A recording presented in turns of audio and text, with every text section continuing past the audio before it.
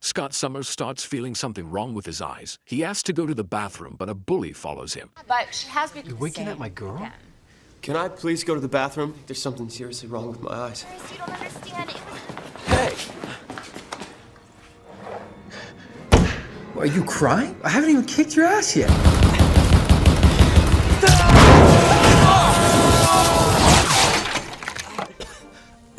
We then move in Berlin. A brutal underground mutant fight club is taking place. A winged fighter named Angel dominates the arena. Then, a new challenger is introduced called the Nightfaller, a blue-skinned mutant who can teleport. The two are forced to fight inside a cage surrounded by electric fence.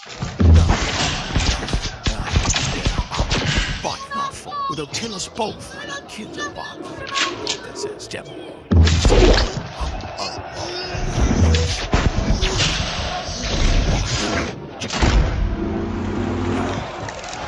I'm sorry! Come meet me up. You're her. It's a hero. I'm nobody.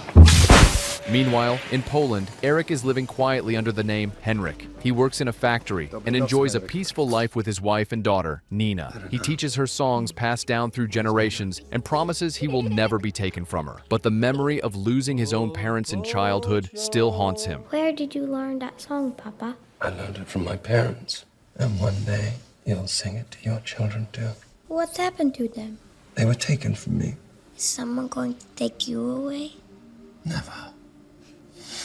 Back in America, Alex Summers brings his brother Scott to Professor Xavier's school for gifted youngsters. On arrival, Scott bumps into Jean Grey, a telepath who speaks into his mind before he even says a word. He is startled that she knows his I'm name. telepathic. I read minds. Well, stay out of mine. I don't need some weird girl creeping around. Hank McCoy, now able to control his blue beast form, helps test Scott's powers. They remove his bandages and have him aim at a distant target. Why don't you take your bandages off and we can have a look at what we're dealing with here? There's nothing to be afraid of. My grandfather planted that tree. I think that was probably my favorite tree. Elsewhere in the world, something ancient begins to stir. In a local marketplace, an earthquake shakes the ground.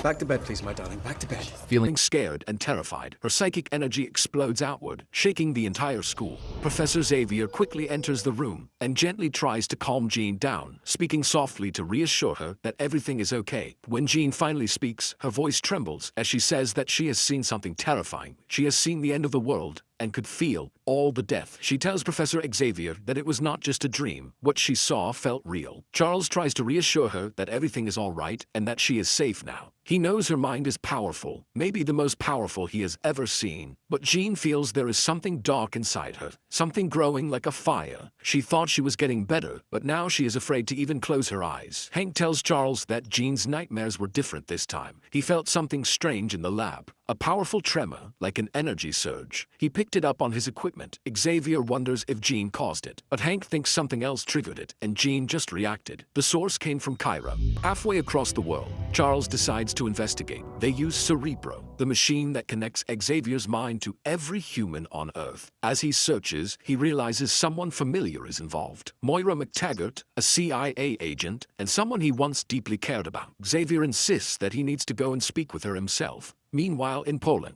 Eric's peaceful life falls apart. Nina! Nina!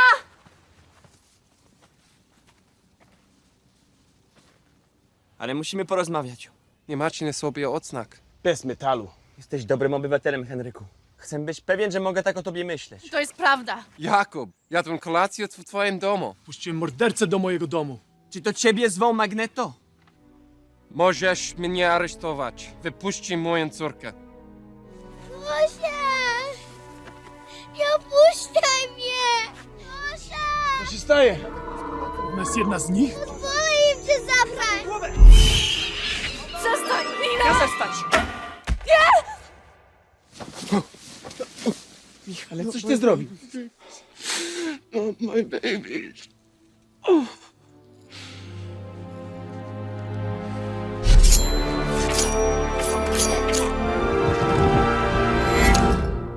Is this what you want from me? Is this what I am?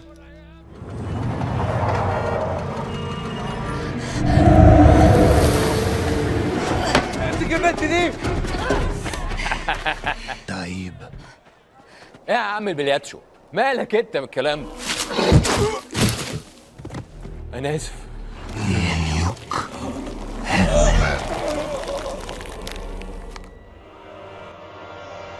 Charles prepares to visit Moira. Alex teases him about looking her up before using Cerebros. Charles admits he did, but only once or twice. Years ago, he wiped Moira's memory to protect her from everything they went through in Cuba. It was for her safety, even though it hurt him. Charles reintroduces himself, pretending it is their first meeting. Moira is polite and seems unaware of their past. She says she has read all his research. You've got a son. Yes. Does he have a husband? Do you have a husband? We were hoping that you would tell us about what happened yesterday in Egypt. Ever since the world found out about mutants in 73, there have been cults. They call themselves Ashir and Savanur. I thought mutants didn't evolve until this century. That's the common theory, yes. They believe he had the ability to transfer his consciousness from body to body. An all-powerful mutant. He always had 4 principal followers. You get that one from the Bible. Or the Bible got it from him. The end of the world. Apocalypse has awakened, silently observing the modern world around him with curiosity and growing judgment. He watches TV and learns about current wars. Bacteria. What are you doing? Learning. The United States does not stop idols. Soviet Union and the United States being superpowers. I have returned. Where did you come from? A time before man lost his way. My child, why do you enslave yourself? What are you doing? Making you stronger. Yes.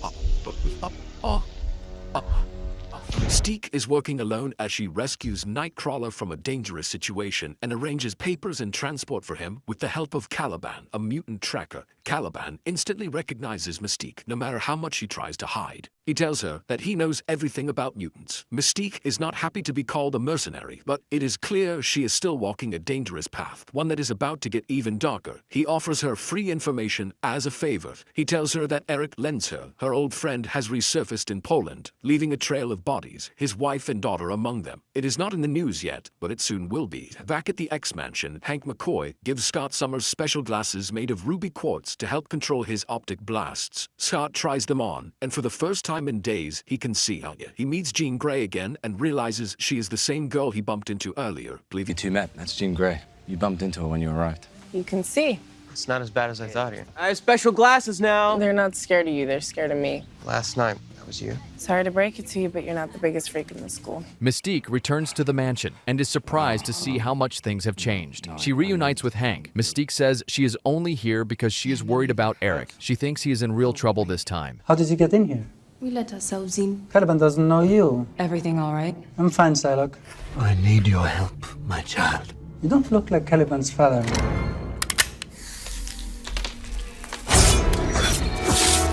What do you want? To feel the full reach of your power. Unlike others who seek to control you, I want to set you free. I know the kind of mutants you're looking for, and I know where to find them.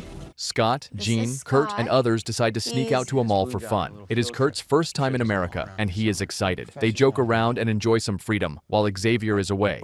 Back in another dark part of the world, Apocalypse finds Angel, who is now injured and hopeless. He's the guy? He used to be.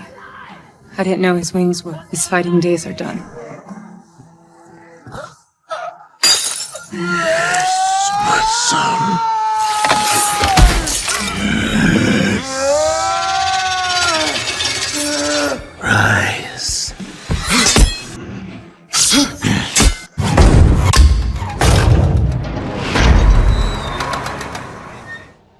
some of you spoke to the police.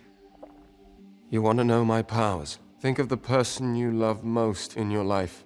Now that person will know what it is to lose someone they love, and live with that pain forever. My name is Magneto. Stay back.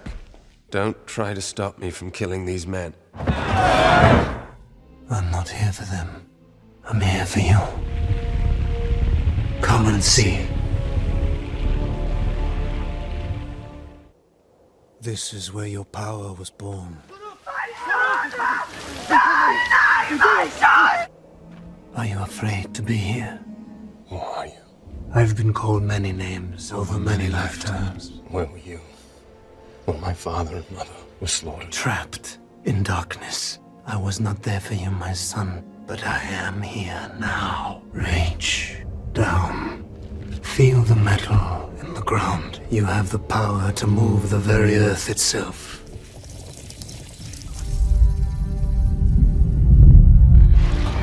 Everything they've built will fall, and from the ashes of their world, we'll build a better one! Magneto is spotted in Poland, and governments issue warnings to the public, urging caution as he remains dangerous and on the run. Peter, also known as Quicksilver, watches the news at home. His mother checks on him, and it is clear she knows he is planning to leave. He wants to find Eric, his real father. She warns him that nothing ends well with him. Peter insists he is not afraid, but maybe he should be. At Xavier's school, the students return from their mall trip. They argue about Star Wars movies, agreeing the third is always the worst. If it was inside the school, Hank introduces Raven to Moira McTaggart. Moira does not recognize her, even though they met before. Charles asks for a moment alone with Raven and explains why after the events in Cuba, he erased Moira's memories to protect her. Raven is not happy about it, but hides it. Charles welcomes Raven home, but she says it is not her home. It never was. She lived there once, but she does not feel like she belongs anymore. So Charles shares his dream. He wants to turn the school into a real university for both mutants and humans, a place where they live and grow together. Raven says she used to believe in that dream too, especially after what happened in Washington, but she is not so sure anymore. Charles asks Moira to keep things quiet. He shows her Cerebro, the machine that connects him to every human and mutant mind in the world. He searches for Eric. When he finally finds him, Charles tries to comfort him, but Eric is broken. He says he tried to live a peaceful life. Charles. Hello, old friend. I feel your pain and your loss. But come back to us. I can help you. But what would they have wanted? I would have wanted to live. They took everything away from me. Now, we'll take everything from them. He's not alone. What do you see? The answer.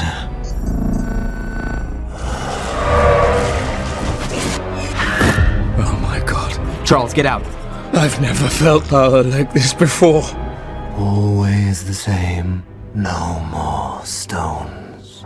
No more spears. No more slings. No more weapons! No more systems! No more superpowers. Russia, China, England, Israel. Everybody's got nukes in the air. It won't shut down! So much faith in their machines. Alex! What? Destroy everything! Destroy Cerebro! You can fire your arrows from the Tower of Babel! But you can never strike God!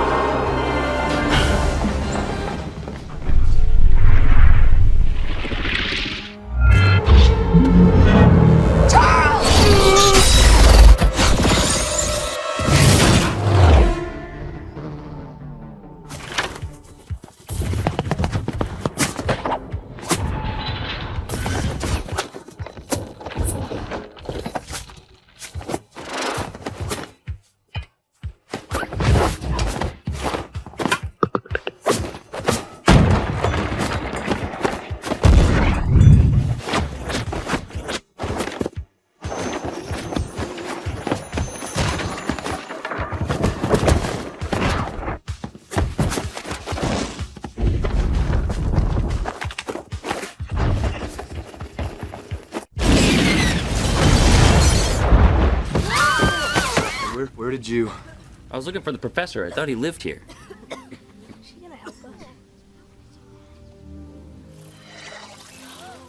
Where's my brother? Pretty sure I got everybody. Alex was closest to the blast. Please remain calm. Warren McTaggart, CIA! Thank God you're here! Medical assistance is on the way. They leave the younger mutants behind, but Scott, Jean, and Nightcrawler sneak aboard the military jet to rescue them. News outlets report the shocking global missile launches, though no impact or damage has been confirmed, leaving the world confused and anxious. Elsewhere, Apocalypse is blocking Charles's psychic abilities. He is using him to send messages, but Charles tries to resist. I can shield their minds from your power. It's one of the many gifts I've acquired. You saw it, didn't you? The glory of what's to come. Your way doesn't work. I told you from the moment I met you, there is more to you, Eric. Whatever it is you think you saw in me, Charles, I buried it with my family. The team wakes up in Stryker's base, locked behind energy walls. Moira tries to talk her way out, but Stryker refuses. A massive psychic event has just occurred, and all evidence leads back to the school. And now, they find themselves held as prisoners. But Mystique warns them they are focusing on the wrong person. There is someone even more powerful than Charles. Moira confirms it. She says if they are let out, they can help. But the soldiers do not believe them. They think Mystique is dangerous and cannot be trusted. Meanwhile, Apocalypse tells Charles to send a message to every mind in the world. Deliver my message. I don't have Cerebro. You have me. You know him? Magneto? Care so much you see a speech on TV or something? He's my father. What? Him and my mom, they did. No, I know. Hear me, inhabitants of this world. You have lost your way, but I have returned. All your buildings, vaše bašny ruchnut. Gene, you can hear me. Focus on my voice. Focus on my Those with the greatest power. Those with the greatest power protect those without. That's my message to the world. It's Xavier, isn't it? What's going on? We don't know! We don't know, bro! Hey!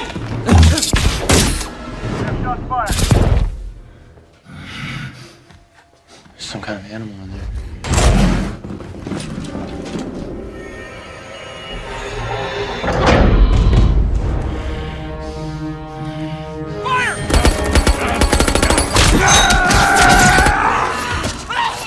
You sure he's not an animal?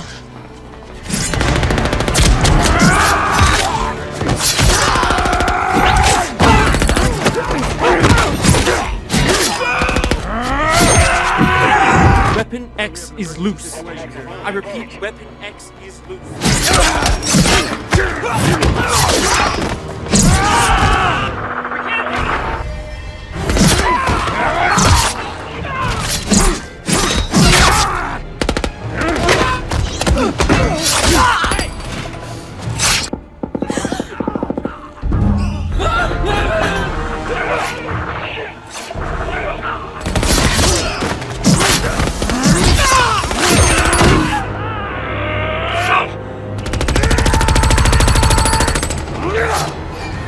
Scott, wait. Jean.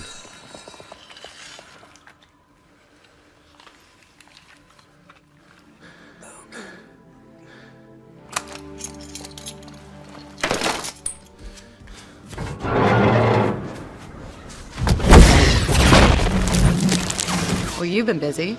We had a little help. This was meant to be the center of the universe before I was betrayed.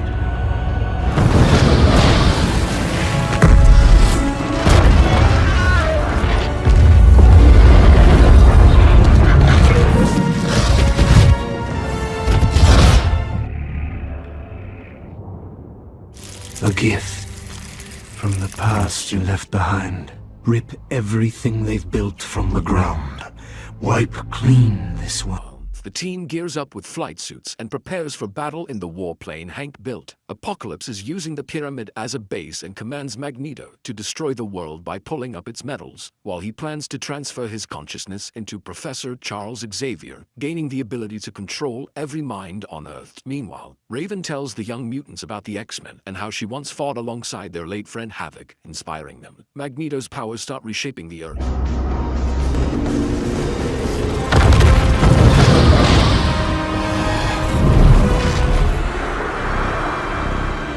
What we're seeing is a magnetic phenomenon on a much larger scale than we saw in Auschwitz. Anything built since the Bronze Age will be wiped away.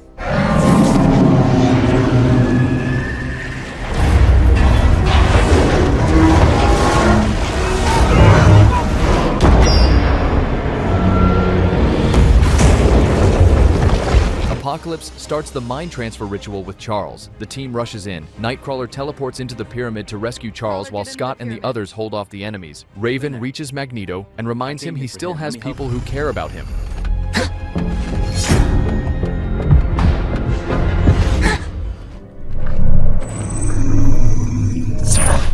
Eric! Mistake. I know you think you've lost everything. You have more family than you know. You never had the chance to save your family before, but you do now. That's what I've come here to tell you. And you? I'm here for my family too. There's an entrance, it's clear.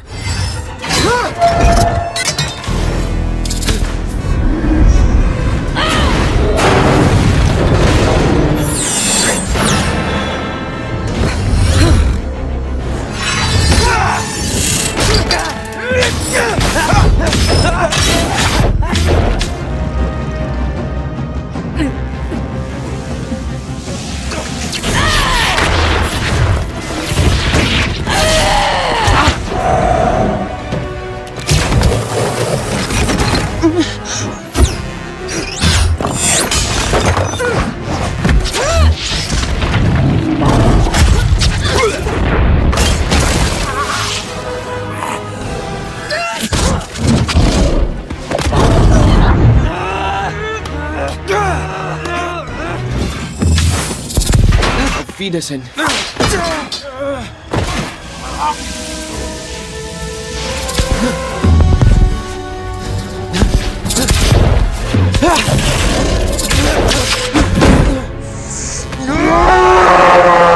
Locked on. Here we go. Psylocke!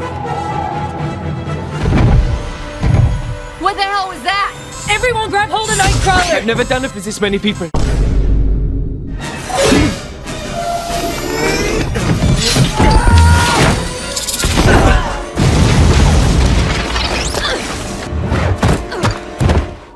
I'm gonna go fight for what I have left.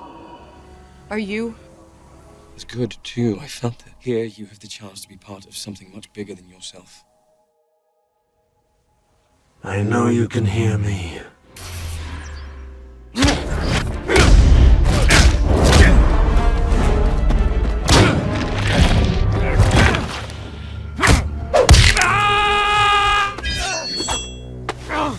End him.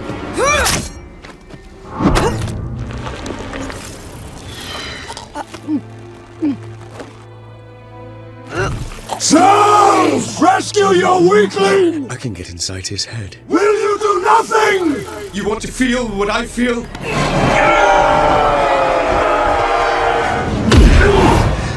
You're at my house now. You'll need a bigger house.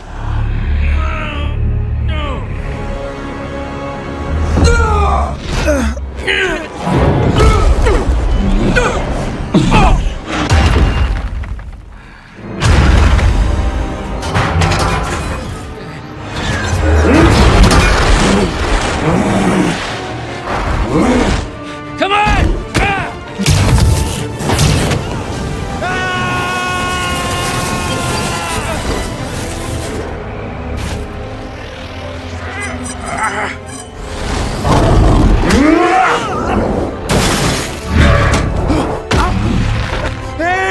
It's over, Charles. You're finished. You will never win. And why is that? Because you are alone, and I am not.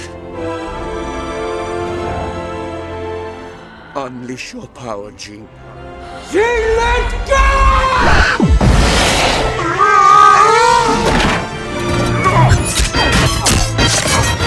He's getting away.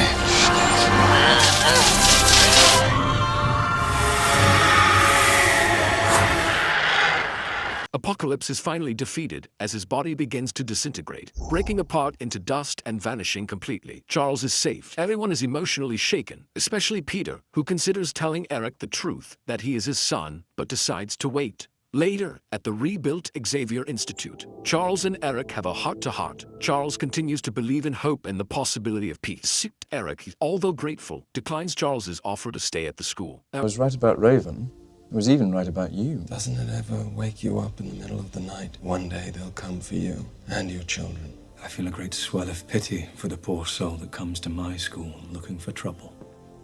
Good luck, Professor. You're not kids anymore. You're X-Men.